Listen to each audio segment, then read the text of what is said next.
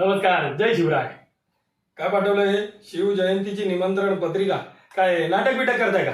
हो सर, आधी नाटक होईल मग तुमचं भाषण. नाही नाही नाही नाही, नाटक चांगलं करा बरं का. आली बारीक बारीक चुका पकडतो मी. आणि स्पर्धावाले ना परीक्षक म्हणून पण बोलवतात आपल्याला. काय माऊली? आणि उरलं भाषण. भाषण तर आपण चांगलं करतोच. आता माझ्या भाषणांवर ते पुस्तक बी येणार आहे. कुठलं होते? वक्ता दस बघ तू. वक्ता दस सहस्त्री शिव. हो सर, मी ऐकलंय तुमचे भाषण. खूप छान बोलता तुम्ही महाराजांबद्दल. मग एक प्रश्न विचारू का? एक प्रश्न. लाज होतं का बाळा? 100 प्रश्न विचार. अरे महाराज म्हणजे इमोशन आहे आपलं. सगळं माहित असलं पाहिजे आणि आपल्याला सगळंच माहिती आहे. त्यामुळे बिंदास विचारतो. महाराजांना लिहिता वाचता यायचं का हो? 100%. नाही नाही म्हणजे यायला पाहिजे ना.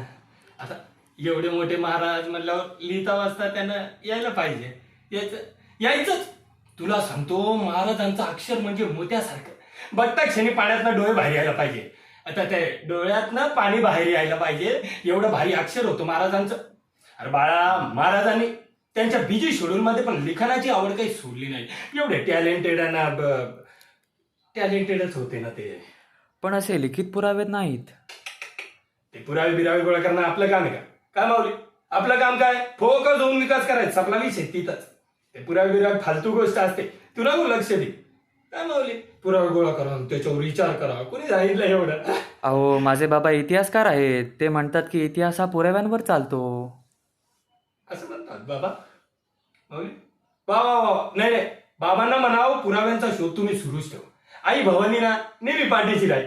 ये आता ये. पण हो सर, येणार ना, कार्यक्रमाला वेळेत येणार. कितीची वेळ आहे? 7:30 8:30. ये या.